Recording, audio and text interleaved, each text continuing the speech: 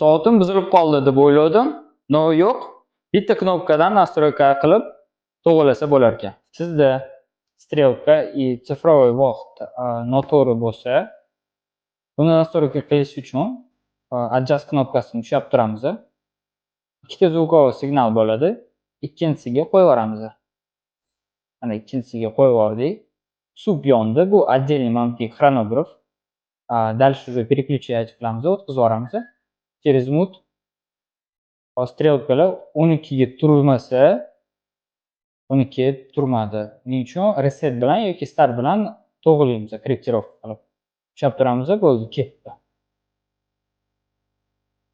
Strelkalar ровно 12 ga turishi bilan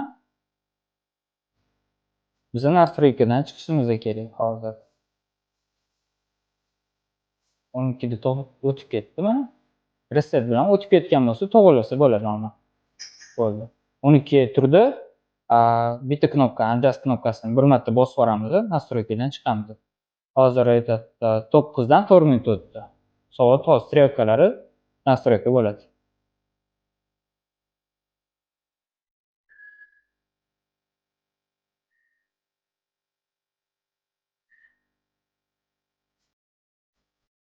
Mana. Bu настройка deshtoqqa hamma modellariga to'g'ri keladi. Bu videoni yo'qotib qo'ymaslik uchun saqlab qo'ying va bizga obuna bo'ling.